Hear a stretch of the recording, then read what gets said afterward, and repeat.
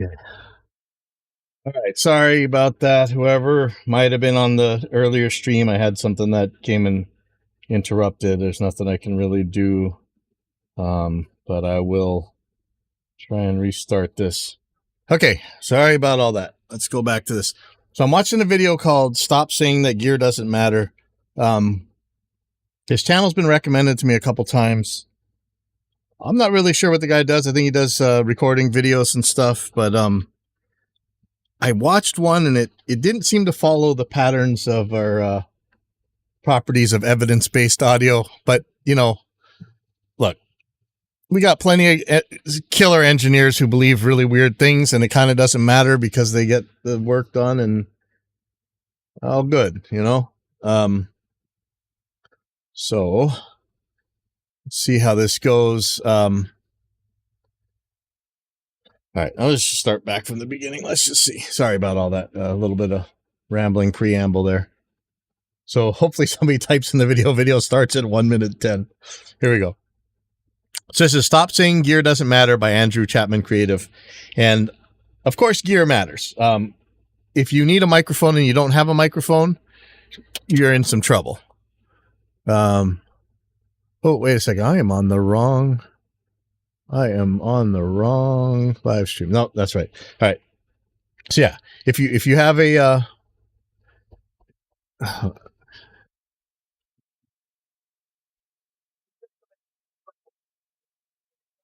oh, I'm really on a big call right now. Hold on 1 second. Here we go again. Let me mute this again.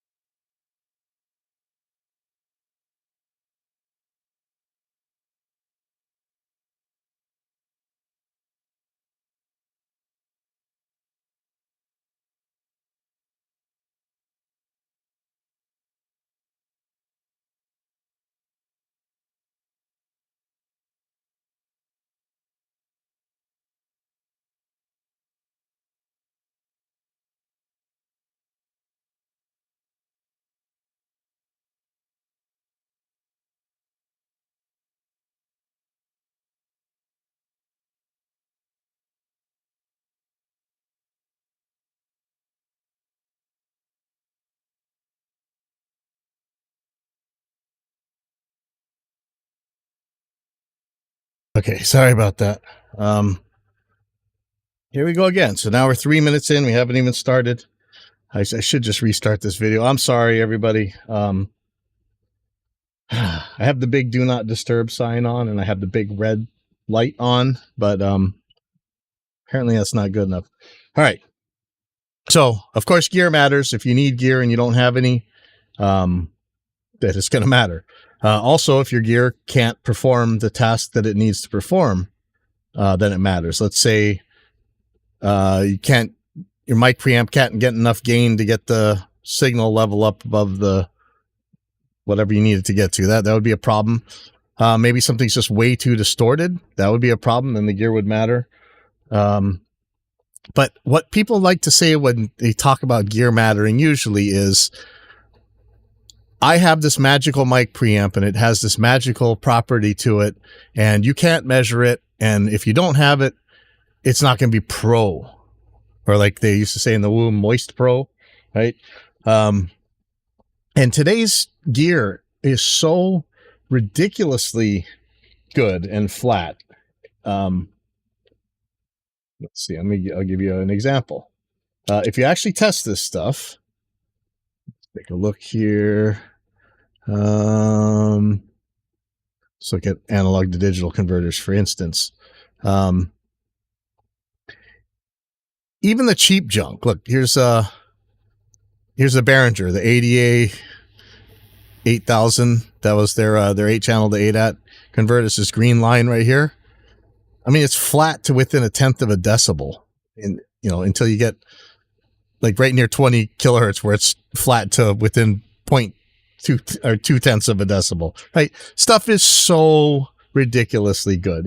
If you can't make a record on any of this stuff, the gear is not the problem. But let's see. Here we go. Finally, 5 minutes into this. Here we go.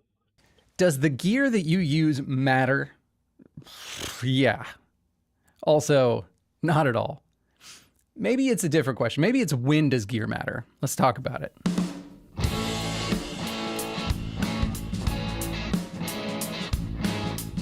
So once upon a time, I was in this band. I was like 18 years old, and we had recorded in this big, fancy studio, and it had one of those really big SSL consoles with all the knobs and switches and that wasn't an SSL. First one was faders and buttons. That's an API. It had all this outboard gear with more knobs and switches and buttons, and it was just so much fun, right? And we recorded drums and bass at the same time, got it locked in together. We recorded grand piano, and then we promptly ran out of money. We were like 18-year-old kids. Like, we didn't know you needed more than 3 days in the studio to make a record. But at the time, we were like kind of freaking out because we were like, how do we finish this record? And I was like, fret not, bandmates. I have this new product that I just purchased. It's called a FirePod. All right. So if you guys go way back when I think we had somewhat of a PreSonus endorsement at Studio Z, right? I think, was that right? I know we had the central stations and we had got the FirePods, or it's one of these things. There's 8-channel to 8 mic preamps, and then you had another 2 8-at inputs. But these were Dice 2. Okay. And if you lived through the FireWire days, Dice 2 was this chipset for FireWire that was made by TC Electronic, I think. And a lot of the cheaper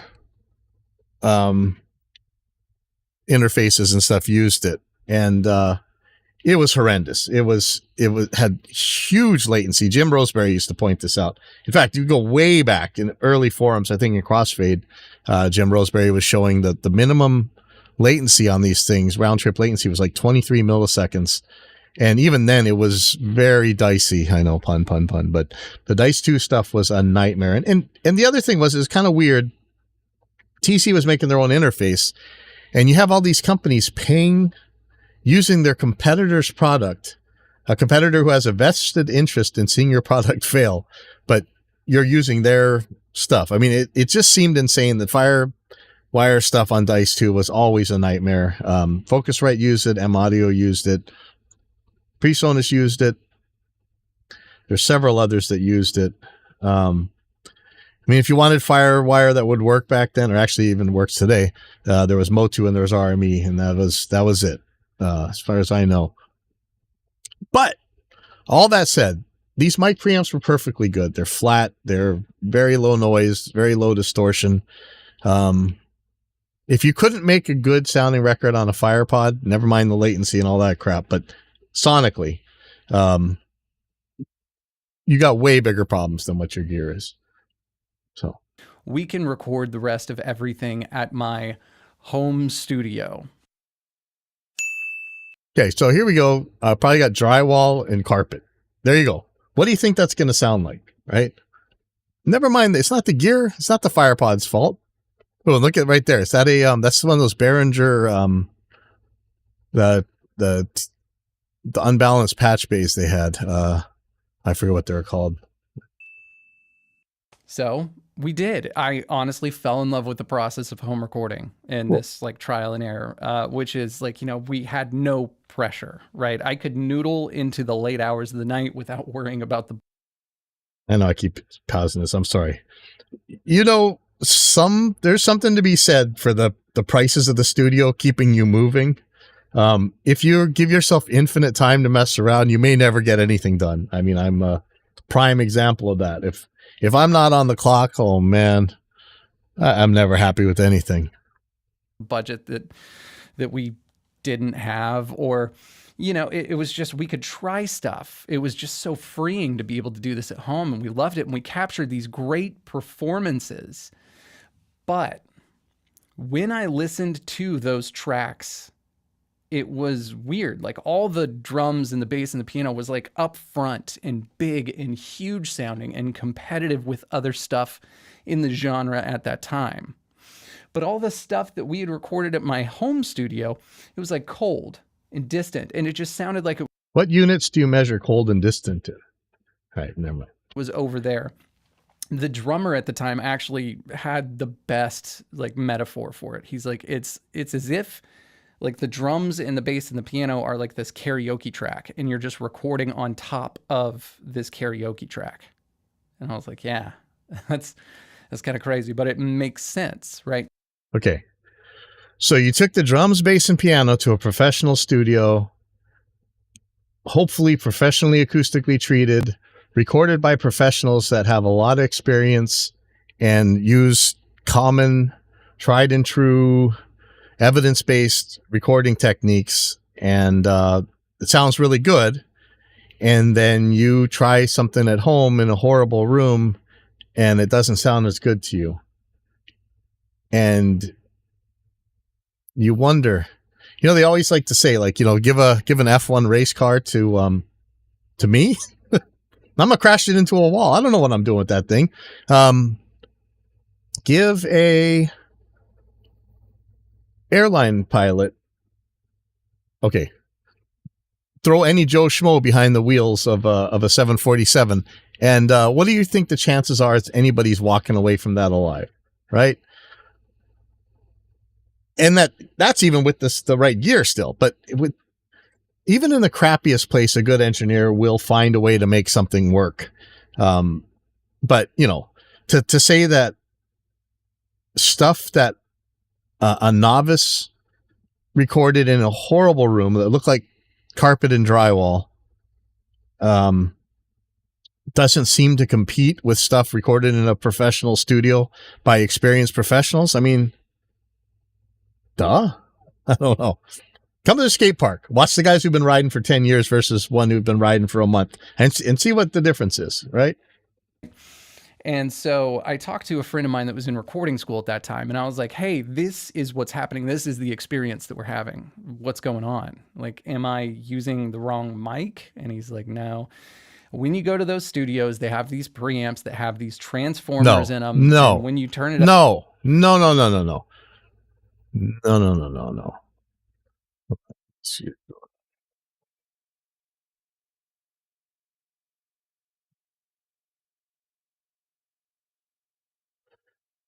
Except for when somebody cheats. And even then, it's not by very much. Every mic preamp. Sorry, hold on.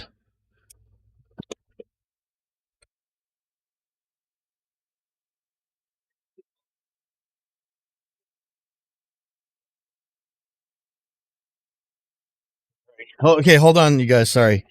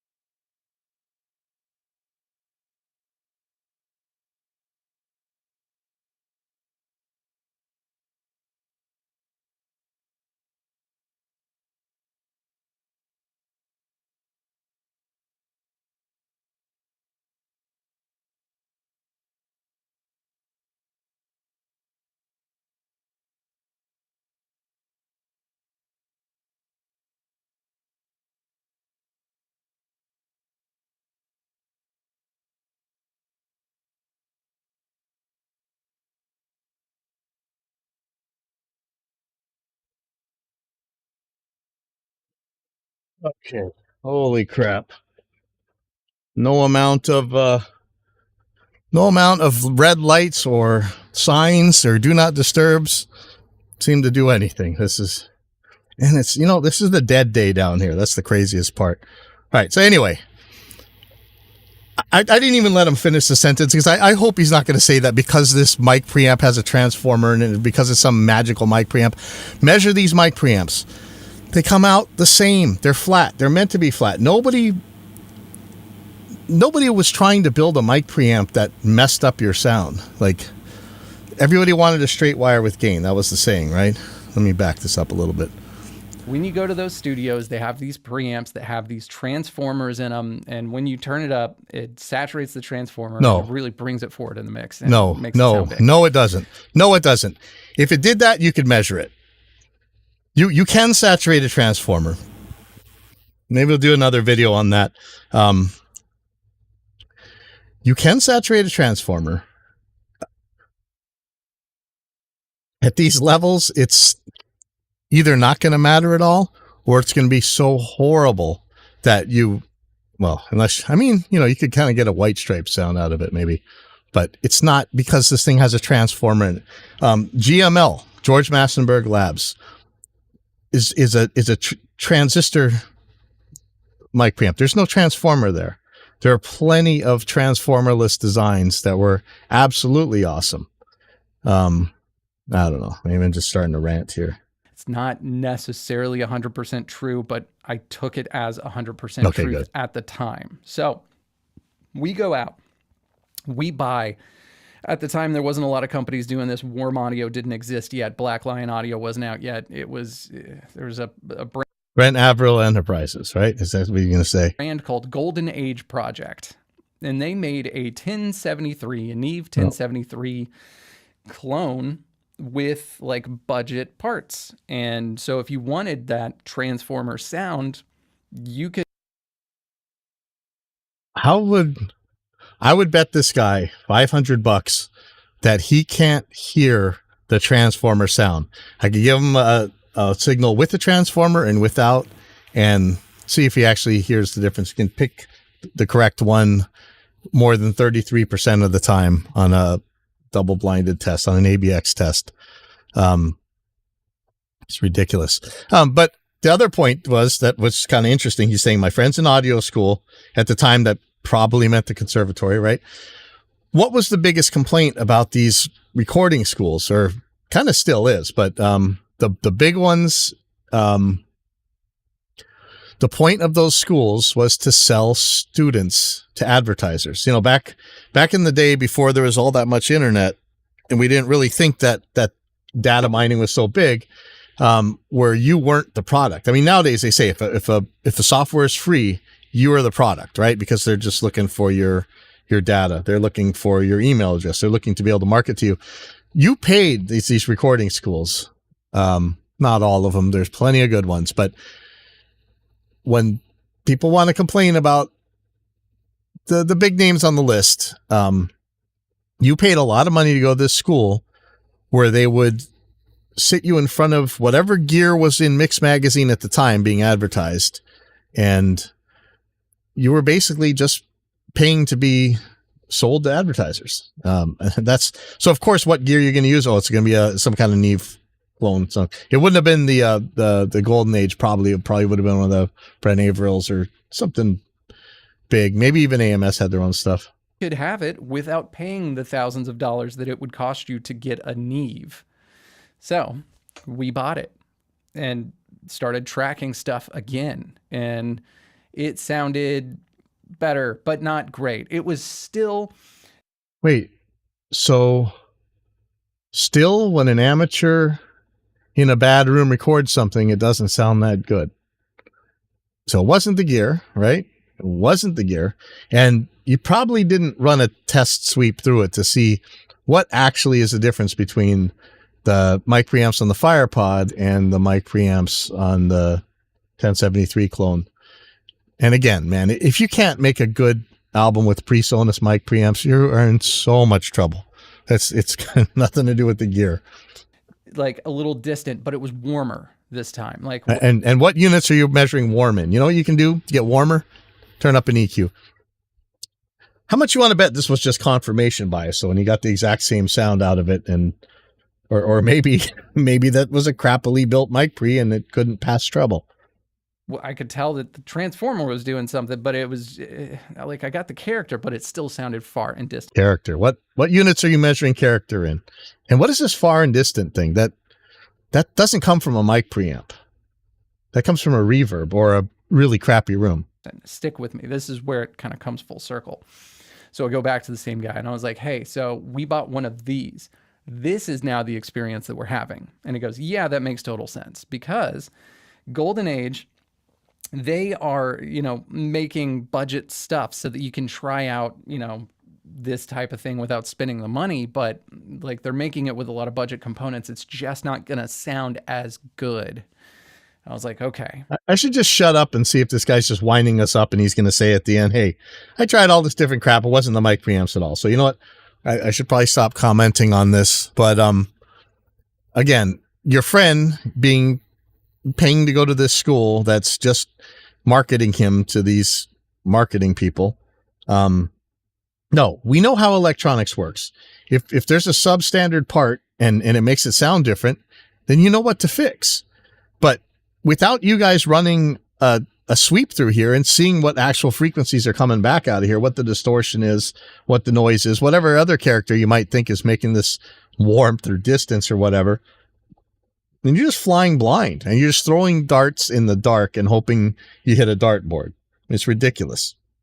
Let's see. Maybe he's just going to say, hey, I should have stopped listening to my friend because this stuff is just nonsense, but we'll see.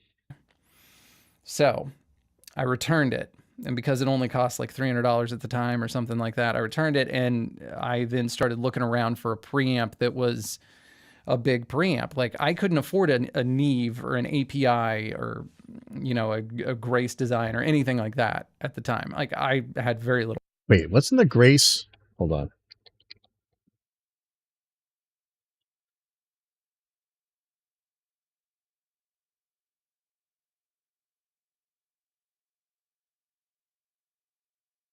Yeah, the beauty of the Grace designs, as far as I knew, was that it was transformerless, wasn't it?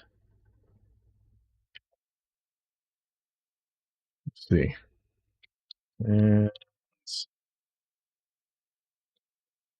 Yeah, our transformerless mic preamp design. Okay, so it's not the transformer. Little money. So I sold a couple guitar pedals. I returned that preamp and ended up picking up a Universal Audio 710 Twinfinity. This is not a plug-in. This is a hardware preamp. I need to be clear about that. And this preamp had this like switch. Hey. So David's saying, I still record through my Rockman like Boston did. Hey, when I was watching, somebody is complaining last night that somebody was using a modeler on that Black Sabbath, whatever video that everybody's watching yesterday. There's a Helix on the stage and people were complaining. And they're like, okay, which act was it? Could you tell the difference between that and a valve? And I'm like, it's not even about the valve thing. One of the best sounding recordings ever, man. I mean, like I challenge you, and mostly it's those vocals and stuff, but Boston was transistors, man. I mean, everybody talking about it's got to be a tube or it's got to be a transformer or whatever.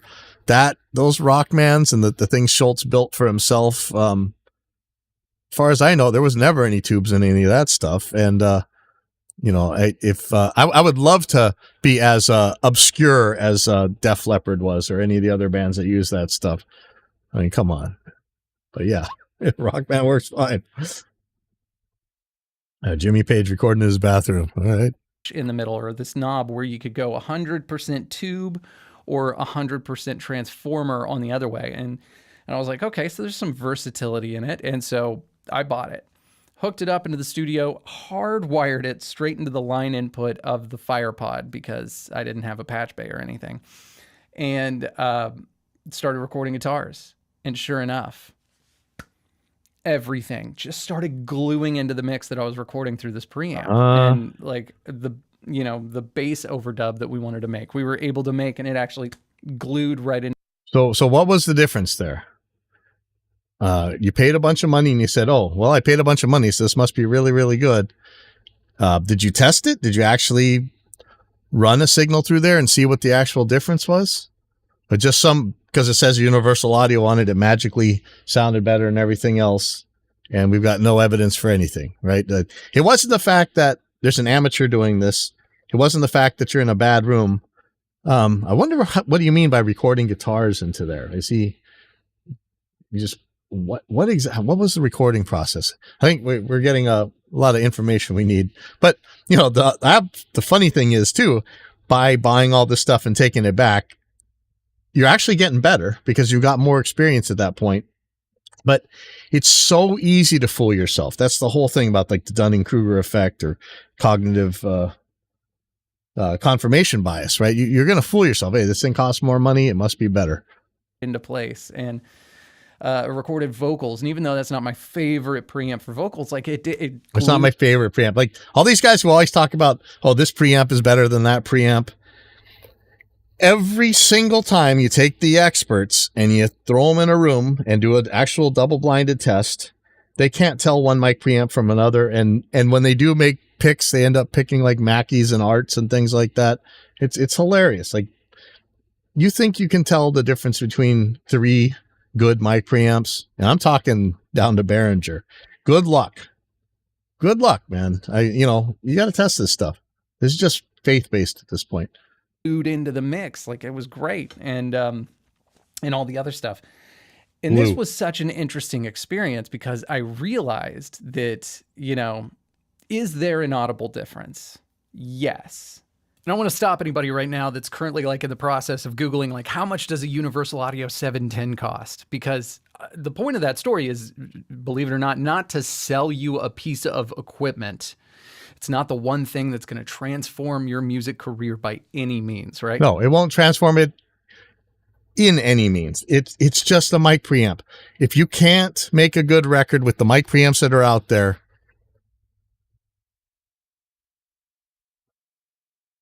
you're in serious trouble.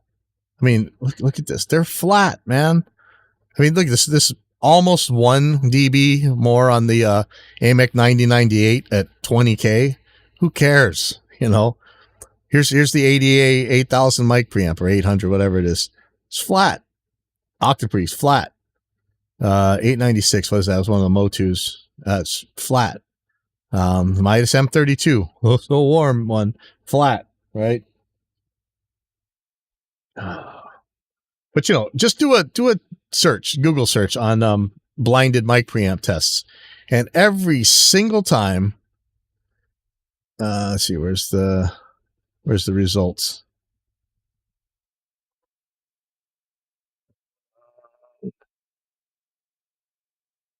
What's the results?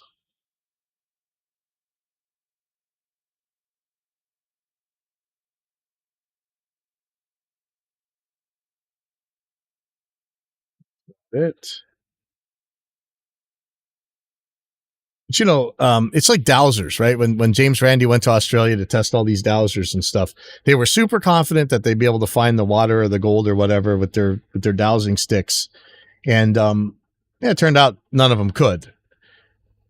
Within a week, they all had excuses why I couldn't find it because you were casting negative energy or whatever, I mean, it's all nonsense. But do any Google of people when they're actually doing mic preamp tests, blinded ones, and nobody can tell what's what. It's and the hilarious thing is to watch what people actually use as descriptions for each one, and you'll see it's like mutually contradictory stuff. But there's a baseline that we all need to have, which is you can record a hit song using. Maddie 2 Hats, how do I send you links? I have watched a couple of other preamp videos. I'd be keen to get your take on. You can always email me at pipelineaudio@pipelineaudio.net, or I'm on Instagram as Pipeline Audio. That's probably the best ways. Oh, this is terrible. Okay, so David says, the thing is these days, who is doing something worth recording? Except symphonies and stuff, I guess. Look, yeah, I don't want to get all Rick Beato or anything, but it's easy to get grumpy and say, man, all this stuff sucks. But I was trying to learn how to play what kind of stuff people would want to play on a 7-string, and you guys probably hate this and stuff, but I got introduced to Amaranth, Battle Beast, and Beast in Black, and I was like, whoa, this is like new stuff, but it's cool. And then I don't know, there's somebody's always going to have something cool, fun stuff. Okay, one guy put the Behringer 676 up against a 50 German made mic pre. It was awesome. What's the Behringer 676?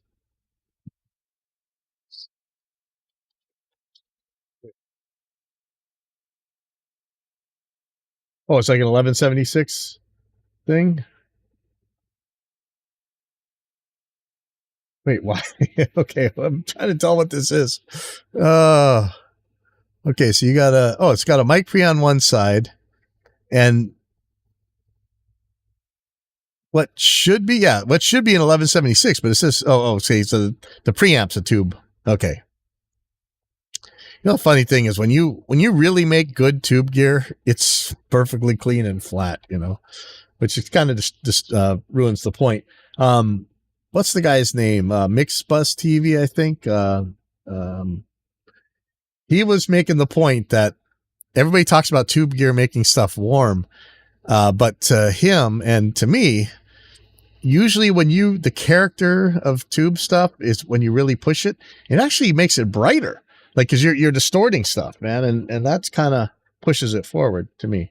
Anyway, a Focusrite 2i2 and an AT2020, like a cheap $100 condenser mic. If you need proof, like the first mic we ever used was called an AT2020, which is what we did Ocean Eyes and a couple of our other songs on. It was like $80. And like me, as someone who is just so I'm a little bit biased on the 2020 because there's a the YouTube series, a whole community that makes videos and stuff, and they have an engineer named Vern Granger, and he does the most incredible stuff with Audio-Technica AT2020s going into a Behringer XR18 live on the air, and like he gets these beautiful acoustic recordings. When the mic's kind of sitting in the middle of the table, and it's really a round table talking thing, and he ends up getting these unreal acoustic guitar recordings. So look, again, if you can't do something good with the AT2020 and a Focusrite 2i2, there is nothing wrong with the Focusrite 2i2. It's pretty much the same mic preamp as in the Octapre Mark II. That's this blue one right here. It is dead flat. If you can't make a good recording out of that, you just suck, man. I mean, I'm sorry. It's sad to say, but for real. Fan of good music and good art, I am always and forever going to be more excited about that kid that's in a basement who's recording on whatever he can afford. Good. Because he's got to get his record out there by any means necessary.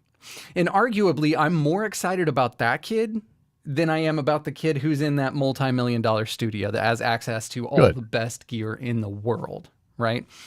There is a difference between saying something and having something to say. And whenever somebody brings that up in a conversation that's about gear, I always think to myself, that is entirely true and something we should all keep in mind. But it's not what we're talking about. Yeah, again, me too. It's if you like them, the original Misfits albums were some of the most horribly recorded garbage ever, right? But how many lives did they influence? Like, how many bands got launched because of that, because of those crappy recordings? I'll take the crappy recordings of a good song any day over a good recording of a crappy song any day. The 90s and early 2000s proved it. You could have all these horrible, crappy recordings of songs people actually liked. And that is actually, it's like the craptasticness of the recording. Sometimes it was even a gimmick. I mean, look at the White Stripes, right? Yes, it helps to thwart off pretentiousness. And I don't want anyone to feel lesser than because they don't have expensive equipment. Like, this is an inclusive thing. This is music. This is a human experience, and it should not have a paywall. Ramones. But there's this other side to it. And I think about that kid who is like recording through his inexpensive microphone, like the Rode NT1, the AT2020, and it's going into his. But if you can't get a good sound out of a Rode NT1, you're in serious trouble. Like, those things have like no noise. So you can record little clicky things like ukuleles, and oh man, I'm going to get beat up. I'm in Hawaii. I'm going to get beat up for saying it that way, for recording an ukulele. Okay. You can just wipe that high end off of there if it's too bright for you, and you won't hear any noise. Like NT1, that's a whole nother story. I think, what are they selling for, $159 now or $160, whatever? His Focusrite or his inexpensive interface. And yeah, again, Focusrite, if you can't, look, Focusrite's flat. You have got to bring the receipts if you're saying that you can't, that there's something wrong with the Focusrite 2i2 mic preamp and converters. Get out of here. What's his face? AP Mastering just did a thing where he's like comparing audio interfaces, and he did this loopback test. I forget which interface it was, but he did like hundreds or thousands of loopbacks, and it still sounded pretty much like the original. It was mind blowing, and this wasn't even an expensive audio interface. I think maybe it was like a Prism or something like that. Maybe it was on the higher end of audio interface, but it doesn't matter. You could have done the same with the Focusrite. I think he actually tested some of the other ones, and the Focusrites would get weird after like 10 generations or something, but you're not doing 10 generations. He's like, you know what? I've got the mic position down. I'm getting the performance that I want. Like, why is this not sounding as good? It's not the mic preamp. If you got the right mic in the right place and you played it right, there's no way that a modern mic preamp would have an influence on that sound. You're just wrong. You've got to you're making a claim now. You know, it's like Carl Sagan, right? Extraordinary claims require extraordinary evidence. This is your burden of proof. Here's my evidence. That mic preamp's flat. Okay. We can look at the distortion too, if you really want. Let's see if I can take a look. What do we got here? Is this? No, that is the. So here is this noise. Here's that distortion. I mean, regardless, it's so far down there. Ridiculous. Yeah. That's a transformer for you. Right? You're wiping out the phase. But you can't say that the mic preamp has anything to do with this. You put the mic in the right place and you know what you're doing. Good as some of my favorite records, like if he's chasing that sound, right? And there's a certain element to where it's like, yeah, if you don't have a $2,000 microphone that's going into a $2,000 preamp, into a $2,000 compressor, into $2,000 converters, yeah, you're going to come up a little short. There is an audible difference. If there's an audible difference, it's measurable. If you can hear it, you can measure it. Okay, we still got 5 minutes to go. So I'm sure at the end of these 5 minutes, he's going to give us a graph that shows what the actual difference is between these things. He's not just going to say, hey, these things are different. Trust me, bro. And, no, he's actually going to give us actual evidence for it. And that's not just me saying that. Like, let me introduce you to this gentleman. His name is. So before we commit an appeal to popularity fallacy or argument from authority, right? We're ticking all the boxes here. We are on flat earther bingo right now. Philip Odom. He has worked on projects like Say Anything, Anthony Green, Me Without You, more recently Military Gun. Phenomenal producer. I just want to say I started on the $100 microphone with the $100 interface. And over 10 years, I have upgraded to all of this for a reason. And that's because... So PreSonus, is that a central station right there, or is that something else? What is that? There's a Morpheus right there. Distressor, and like a 1073 or 1081 down here. But it's So he's still in a crap room. Okay, listen. Okay, here we go. Listen to when he talks. to all interface. I just want to say I started on the $100 microphone with the $100 interface. And over 10 years, I have upgraded to all of this for a reason. He's upgraded to all that, but it still sounds like a drywall room with carpet in it, doesn't it? And that's because the $100 microphone and the $100 interface does not sound as good as this. And What, in what way? Like, is it more distorted, less distorted? Is it noisier, less noisy? Is it flatter? Is it bumpy? Is there less bandwidth, more bandwidth? What do you mean by sounds good? and if it did, I would have stayed on the $100 microphone. Yeah. And that's what we call the sunk cost fallacy, right? Well, I spent all this money, it must be good. But it doesn't. And there is an audible difference. And when you get Well, to it should be super easy to show when you got that audible difference. You should be able to just plug in a test tone and you can show it to us, no problem. a certain right? level, you have to start caring about that. Number of years ago, I was actually assisting on a session for a friend of mine. He's this singer-songwriter, and he was like, you know what? I want to make a record that sounds like a Cat Stevens record, like from the 70s. And I was like, Good. Just take all your EQs and roll all the top off and then add some noise and distortion. Then you got a Cat Stevens record. that's interesting. I had been taught mostly just modern recording techniques. I'd worked with a lot of punk and indie and metal and emo bands and stuff like that. And so I could get stuff that sounded like that modern, right? I didn't know anything about the 70s or the techniques that were used or anything like that. They used the same techniques as much as they could. We got better gear now with less noise, less chance to shock and kill you, and less distortion and less generation loss. But in general, they're trying to get a good signal level to tape. They're trying to everything be a straight wire with gain unless they wanted to change something. Specifically, oh, I want to add some brightness or I want to do something. Otherwise, it was the same recording techniques we use now. That. And he was like, I wanted to have some smoke and vibe and sauce. And I was like, Yeah, okie all dokie. not meaningless terms. The head but- engineer, thank God he was there, was making choices based on that. And I remember like thinking about it, going like, that seems crazy. Like we had access to really great mics and preamps and everything, right?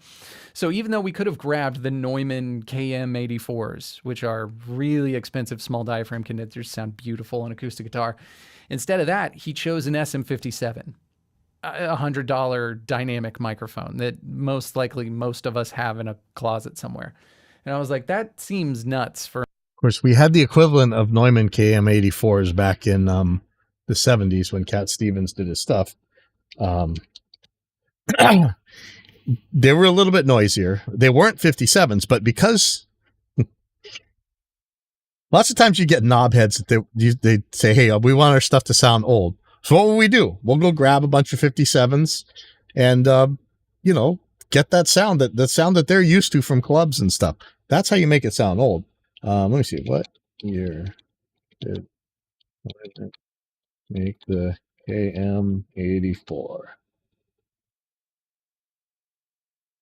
So Neumann started making the KM84 in 1966. So yeah, he didn't use a 57 because the KM84 wasn't available. He used a 57 because you guys say it wants to sound old and fuzzy and clunky and stuff. That's the mic to use. an acoustic guitar. And instead of sending that into the console, he actually sent it to this outboard preamp that was like this old tube preamp. And he was like, it's like a no-name brand. I don't know what it sounds like. It's never worked for anything before, but let's try it for this. And we plugged it in and heard it. And we were like, wow, yeah, that's given us that kind of sound. And then instead of sending it to one of the more modern compressors, he actually compressed it on the way in and he compressed it to hell. And like got like the string articulation on that thing to really just sing and chime. And it was I don't even need to say anything, right? You know what's going on here. like kind of the choked high end of the SM57 with like the EQ just caused those strings to ring out in such a beautiful way on the top end.